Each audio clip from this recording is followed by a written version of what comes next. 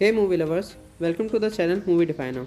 आज हम देखने जा रहे हैं 2024 की एक ब्लॉकबस्टर मूवी जिसका नाम है द मिनिस्ट्री ऑफ अनजेंटलमैनली वॉरफेयर के एक्सप्लेनेशन को। ये एक एक्शन वॉर कॉमेडी मूवी है जिसका IMDb रेटिंग है 6.8 आउट ऑफ 10। तो चलिए एक्सप्लेनेशन स्टार्ट करते हैं। मूवी की स्टार्टिंग दो सीक्रेट एजेंट्स गस और एंडर्स को दिखाते हुए होती है जो कि अपने फिशिंग बोट पर होते हैं, लेकिन यहाँ प्रॉब्लम ये होती है कि उन्हें एक जर्मन मिलिट्री शिप द्वारा स्पॉट कर लिया गया था और कुछ जर्मन सिपाही उनकी फिशिंग बोट पर छानबीन करने आ गए थे। यहाँ वो दो एजेंट्स अपनी मस्ती में थे और उन जर्मन सोल्जर्स पर हंसने लगते हैं। ये देखकर उनका ऑफिसर नाराज़ हो जाता है और उनकी फिशिंग बोट को केरोसिन से जला देने का ऑर्डर देता है। यहाँ छानबीन करते हुए जर्मन सोल्जर्स पर उनका तीसरा छुपा हुआ साथी हेस अटैक कर देता है अपनी गन से, और यहाँ बाहर भी ये दोनों एजेंट्स उन जर्मन सोल्जर्स को मार देते हैं अपने छुपाए हुए हथियार से। इससे पता चलता है कि ये लोग बहुत शातिर फाइटर्स हैं, लेकिन अब प्रॉब्लम ये है कि दूर खड़ी उस मिलिट्री शिप के कमांडर को गुस्सा आ जाता है और वह इनकी बोट को तबाह करने के लिए तोप से फायर करने लगता है।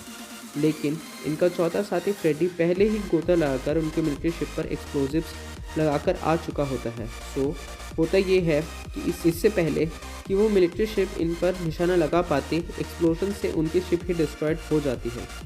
एक्चुअली 1941 सेकेंड वर्ल्ड वॉर के दौरान जर्मनी ने अपने यू बोट्स की मदद से अटलांटिक पर कब्जा कर लिया था, जिसके कारण यूनाइटेड स्टेट्स से यूनाइटेड किंगडम को कोई मदद नहीं मिल पा रही थी, क्योंकि नाजी जर्मन्स के ये यू बोट्स छोटे सबमरीन्स बार बार यूनाइटेड स्टेट्स के मिलिट्री शिप्स को डिस्ट्रॉय कर दे रहे थे, जिस वजह से यूनाइटेड किंगडम नाजी जर्मन्स को यूरोप पर कब्जा करने की कोशिश को रोकने के लिए काफ़ी स्ट्रगल कर रही थी। लंदन पर नाजीज द्वारा बॉम्बिंग अब रोज़ की बात हो चुकी थी। You boats bar bar United kingdom में आने वाली सप्लाई शिप्स को निशाना बना रही थी। इसका असर ये था कि यूके को सप्लाई और सोल्जर्स की कमी का सामना करना पड़ रहा था। जब तक ये यू बोट्स थी, यूरोप में US ट्रूप्स का आना नामुमकिन था। वाशिंगटन चर्चिल, जो कि उस टाइम के प्राइम मिनिस्टर थे यूनाइटेड किंगडम के, उन्हें वहाँ के कमांडर्स इन चीफ्स रिकमेंड करते हैं कि वो जर्मन उनके आगे सरेंडर कर दें, क्योंकि उनका मानना था कि वो जर्मनी का सामना नहीं कर सकते। लेकिन प्राइम मिनिस्टर वाशिंगटन चर्चिल को लगता था कि हिटलर एक बीमार सोच वाला इंसान है और वही सारे बुराई की जड़ है, और उसे हटाने के लिए उन्हें यूनाइटेड स्टेट्स का साथ देना चाहिए और उसके लिए उन्हें उन यू बोट्स को नाकाम करना होगा। तो वे इसका सॉल्यूशन तलाशने के लिए अपने भरोसेमंद जनरल यान फ्लेमिंग को इसका रास्ता तलाशने को सौंपते हैं। यान फ्लेमिंग को कुछ डॉक्यूमेंट्स हाथ लगते हैं, जिसमें इटालियन सप्लाई शिप डुकेसा डिओस्टा और उसके साथ के दो टग बोट्स बिबोंडी और लिकोम्बा का जिक्र था, जो कि Spanish controlled island Fernando port पर सिचुएटेड है। ये सप्लाई शिप और टग बोट्स हिटलर के अटलांटिक के यू बोट्स की सर्विसिंग, उन्हें सप्लाईज पहुंचाना लाइक मिसाइल्स वगैरह पहुंचाना और उनकी रिपेयरिंग का पूरा ध्यान रखते हैं। वो प्लान बनाते हैं जैसे यू बोट्स उनकी रसद को काट रहे हैं, वैसे कि वो यू बोट्स को नाकाम करने के लिए उनकी रसद को काट देंगे। अब इस काम में प्रॉब्लम ये थी कि फर्नांडो को, जहाँ डुकेसा शिप उनको रखा गया था, वो वेस्ट कोस्ट ऑफ अफ्रीका पर एक आइलैंड है, वहाँ पर स्थित है और वो एक न्यूट्रल टेरिटरी है। इसका मतलब ये है कि वो उस शिप पर हवाई हमला नहीं कर सकते, क्योंकि अगर वो ऐसा करते हैं तो बाकी के न्यूट्रल यूरोपियन कंट्रीज़ भी हिटलर का साथ वॉर में शामिल हो सकते हैं। इसलिए वो लोग एक प्लान बनाते हैं जिसमें brigadier Colin Gubbins prime minister Washington Churchill के इनडायरेक्ट सपोर्ट के साथ एक डेयरिंग मिशन की प्लानिंग शुरू करते हैं, ऑपरेशन पोस्टमास्टर। ये एक of the books black ops sabotage mission है, जिसका मकसद फेर्नांडो पो पर नाजिस के यू बोट्स रीसप्लाई ऑपरेशन को ख़त्म करना है। लेकिन ये मिशन उतना ही डेंजरस है जितना ज़रूरी। अगर ऑपरेटिव्स ब्रिटिश के हाथ लग गए तो उन्हें सीधा जेल भेज दिया जाएगा, और अगर नाजीज के हाथ कैप्चर हुए तो टॉर्चर और मौत तय है। ये एक ऐसा मिशन है जिसमें सिर्फ दिलेर और डेस्परेट ही कदम रख सकते हैं। इसलिए ब्रिगेडियर गबिन्स इस काम के लिए एक सूटेबल कैंडिडेट गस मार्क्स फिलिप्स को एनलिस्ट करते हैं। उनका काम है कि एक ग्राउंड टीम को असेंबल करना जो इस मिशन को कामयाब बना सके, जो कि है सप्लाई शिप डुकेसा डिओस्टा और टगबोट्स को डिस्ट्रॉय करना। टीम में पहले से 2 एजेंट्स काम कर रहे थे, जिसमें पहले आते हैं हेरॉन, जो कि उस आइलैंड पर अंडरकवर रहकर एक इलीगल गैम्बलिंग बिजनेस चलाते हैं, जिसमें ज़्यादातर हाई रैंकिंग नाजीज उनके क्लाइंट होते हैं। दूसरी तरफ है मार्जरे, जो कि एक न्यूयॉर्क की गोल्ड ट्रेडर बनकर हेरॉन के साथ काम करेगी। उसका काम है उस आइलैंड के जर्मन कमांडिंग ऑफिसर लुहेर को अपने जाल में फंसाकर डिस्ट्रैक्ट करना। यहाँ एक और बड़ा चैलेंज है टाइम का। सिर्फ 44 डेज बाद नाजीज अपने ऑपरेशन फेर्नांडो पो से शिफ्ट करके दूसरी जगह ले जाएंगे। मार्जरी और हेरॉन का काम यह है इंश्योर करना कि डुकेसा सप्लाई से लोडेड हो, ताकि उसे उड़ाने का पूरा फ़ायदा मिले।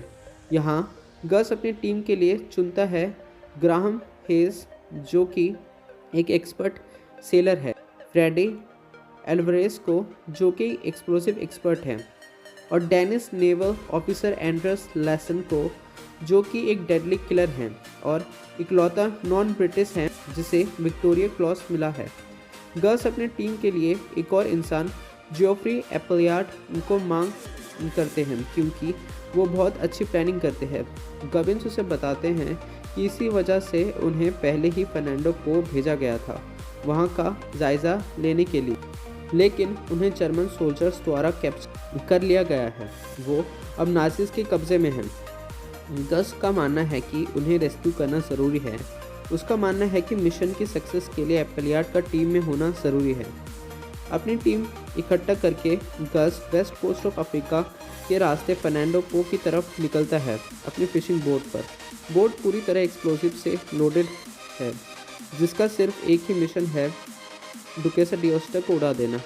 और ये वही फिशिंग बोट है जो हमने स्टार्टिंग में देखा। यहाँ हमें ट्रेन का सीन दिखाया जाता है, जहाँ एजेंट मार्सरे, स्टुअर्ट और रिचर्ड हेरॉन ट्रेन में अपने मिशन के लिए निकलते हैं। उस ट्रेन में नाजी जनरल होते हैं, जिनके पास डुकेसा में लोडेड सप्लाईज की लिस्ट है। इन एजेंट्स का काम होता है वो उनसे लेकर इंश्योर करना कि डुकेसा में वो सारी सप्लाई लोडेड है जो यू-बोट्स को निष्क्रिय कर देंगी। वो चालाकी से उनसे उनका ब्रीफकेस ले लेते हैं और अपने कैबिनेट में आके अपने एक रेडियो डिवाइस से उस लिस्ट में लिस्टेड डुकेसा के कार्गो की डिटेल, जिसमें 400 B grade torpedoes, 5000 tons diesel और 10,000 कार्बन डाइऑक्साइड फिल्टर लिस्टेड है, वो इन्फॉर्मेशन अपने हेडक्वार्टर्स भेज देते हैं और वापस उस ब्रीफकेस को उसकी जगह पर रख देते हैं बड़ी ही सफाई से। यहाँ गस और उसकी टीम अपने कोर्स को डाइवर्ट करती है नाजी कंट्रोल्ड कैनरी आइलैंड ला पाल्मा की एक सेक्शन की तरफ, उस रेस्क्यू मिशन के लिए। एप्पलियार्ड उनकी मिशन के लिए क्रूशियल इन्फॉर्मेशन का इकलौता सोर्स है, इसलिए गस और उसके क्रू ला पाल्मा आइलैंड पर एंट्री करते हैं, जहां उन्हें पता चलता है कि नाजी ऑफिसर्स वहां पहले से आए हुए हैं एप्पलियार्ड को वहां से ले जाने के लिए। गस समझ आता है अगर एप्पलियार्ड को अभी ले गए तो फिर कभी वो उनके हाथ नहीं लगेगा। टाइम कम था तो गस डिसाइड करता है कि वो लोग दिन के उजाले में ही अपना रेस्क्यू मिशन को अंजाम देंगे। ये camp fully Nazi armed soldier से लैस है, लेकिन गस और उसकी टीम बिना किसी हेजिटेशन के कैंप पर अटैक करती है, एक परफेक्ट प्लानिंग के साथ। इस दौरान एंड्रस कमांड रूम में घुसकर एप्पलियार्ड को ढूंढ लेता है और वहाँ के सारे सोल्जर्स को अकेले ही निपटा देता है। यहाँ बाकी की टीम भी बाकी के कैंप को साफ करके वहाँ पहुँच जाती है और एप्पलियार्ड को सेफली रेस्क्यू कर लिया जाता है। फर्नांडो पो पर पहले पहुंचकर मार्जरे और हेरॉन नोटिस करते हैं कि डुकेसा की सिक्योरिटी बढ़ा दी गई है। आइलैंड पर पहले से ज़्यादा सोल्जर्स हैं। हेरॉन एक मास्टर प्लान बनाता है जिसमें जब गस और उसकी टीम अपनी सेल बोट लेकर वहां पहुंचेगी, उस वक्त वो जर्मन्स को डिस्ट्रैक्ट करने के लिए एक ग्रैंड पार्टी रखेगा, एक उसके क्लब में और एक डॉक्स पर। इसके साथ हेरॉन मार्जरी को एसएस कमांडर हेनरिच लुहर से मिलाने ले जाता है, जो वहां का इंचार्ज है। वो मार्जरी को लुहर उनके गोल्ड का बायर बताते हुए इंट्रोड्यूस करता है। यहाँ अपने प्लान के मुताबिक मार्सरी बहुत ही शातिर तरीके से लुहेर को जाल में फंसाती है। हेरॉन का एक स्पेनिश कैप्टन दोस्त बेनी, जो जर्मन्स के उस टाउन पर कब्जा करने से नाराज़ था, वो बातों बातों में हेरॉन को एक इम्पॉर्टेंट डिटेल लीक कर देता है कि डुकेशा पोर्ट से तय वक्त से 3 दिन पहले रवाना होगी। हेरॉन जल्दी से ये मैसेज अपने रेडियो डिवाइस से हेडक्वार्टर्स तक भेजता है। गस और उसकी क्रू अभी फर्नांडो पो से 15 दिन की दूरी पर है और वो जर्मन यू बोट से बचने के लिए अफ्रीका के कोस्ट से थोड़ा दूर के लंबे रास्ते से जा रहे हैं। लेकिन जैसे ही गस को हेडक्वार्टर्स से ये रेडियो मैसेज मिलता है, वैसे ही वो और उसकी टीम मिलकर डिसाइड करते हैं कि वो छोटा रास्ता लेंगे जो कि ब्रिटिश मिलिट्री शिप्स और नाजीज की यू बोट्स के इलाके से होकर जाती है। फर्नांडो को 3 दिन जल्दी पहुंचने का यही इकलौता रास्ता बचा है उनके पास। लेकिन यहाँ हेडक्वार्टर्स में गबिन्स के साथ काम कर रहे लोगों में एक धोखेबाज होता है जो मिशन की जानकारी सीनियर कमांडर को दे देता है, जिन्हें लगता है वो जर्मनी के खिलाफ नहीं जीत सकते। यहाँ रात का सीन दिखाया जाता है जहाँ जर्मनी अपने एयरक्राफ्ट से लंदन पर बॉम्बिंग करता है जिससे वो सरेंडर कर दे उनके आगे, और सिचुएशन और भी ज़्यादा गंभीर हो जाती है। इस वजह से ब्रिटिश हाई कमांड उनके ऑर्डर से एक डिस्ट्रॉय मिलिट्री शिप गस के बोट को रोकने के लिए निकलती है। लेकिन गस को यहाँ पर थोड़ा लक का साथ मिलता है, क्योंकि जब गस और उनके साथी को अरेस्ट करने ही वाले होते हैं तभी एक यू बोट ब्रिटिश डिस्ट्रॉयर पर अटैक कर देती है, जिससे उनको भागना पड़ता है और गस और उसकी टीम यहाँ अरेस्ट होने से बच जाती है। यहाँ हेरॉन और मार्सरी लोकल प्रिंस काम्बिली कालो से मिलने जाते हैं ताकि वो गस और उसके लोगों के लिए कुछ लोग जो उनके साथ लड़ सके और एक टगबोट अरेंज कर सके, जिससे उन्हें रेड के दौरान थोड़ी मदद मिल सके। काम्बिली गस से मुलाकात के दौरान अपने कुछ लोग गस को देने का वादा करता है ताकि अगर जर्मन की तरफ से कोई रेजिस्टेंस आए तो वो जवाबी हमला के लिए तैयार रहें। रेड के रात को हेरॉन ने 2 पार्टीज ऑर्गेनाइज की थी, एक ऑफिसर्स के लिए और दूसरी सेलर्स के लिए। दोनों पार्टीज में इतनी प्रोस्टिट्यूट्स थी कि हर ऑफिसर और सेलर को कंपनी मिल सके।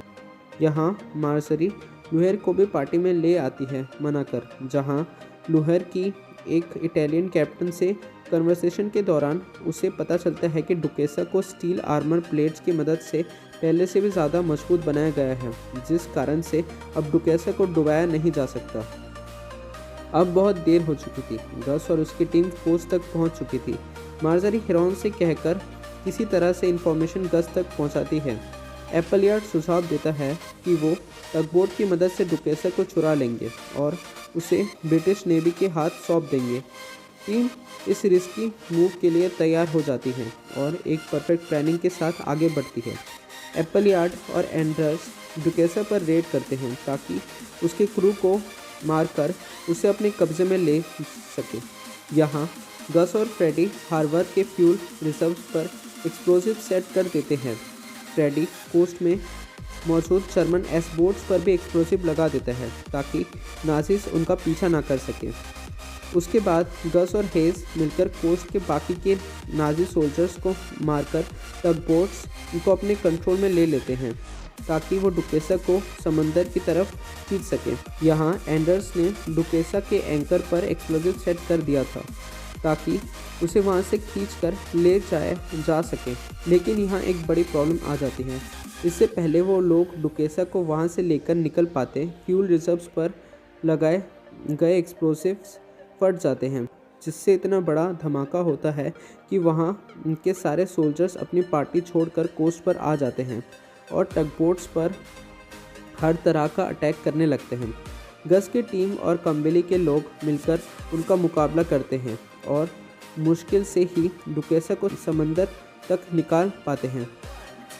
यहाँ पार्टी के दौरान मार्सरी का एक्ट जब थोड़ा सा स्लिप होता है तो लुहर को सब समझ आ जाता है और वो उसे कब्जे में ले लेता है, लेकिन यहाँ मार्सरी मौका पाते ही अपने पास छुपाए गन को निकालकर लुहर को सीधा सिर पर गोली मार देती है। हेरॉन भी उसी एन वक्त पर उसकी मदद करने पहुंच जाता है और वो दोनों कोस्ट पर मौजूद लास्ट रिमेनिंग पेट्रोल बोट लेकर गस और उनके साथियों के पास सेफली पहुंच जाते हैं। वो लोग डुकेसा को लागोस के पास ब्रिटिश फ्लीट तक पहुंचाकर उसे उनके हवाले कर देते हैं। पूरा मिशन सफल हो चुका है, लेकिन उन्हें अरेस्ट कर लिया जाता है। यहाँ उन्हें लग रहा था कि उनका कोर्ट मार्शल किया जाएगा, लेकिन उन्हें एक बड़ा सरप्राइज मिलता है जब पीएम वाशिंगटन चर्चिल उन्हें अपनी ministry of urgent military warfare का हिस्सा बनाने के लिए रिक्रूट कर लेते हैं। उनके एक्शन ने न सिर्फ नाजिस के नेवल स्ट्रेंथ को सीरियसली डैमेज किया, बल्कि उन्होंने यूनाइटेड स्टेट्स को भी यूरोप में वॉर में शामिल होने का मौका दिया।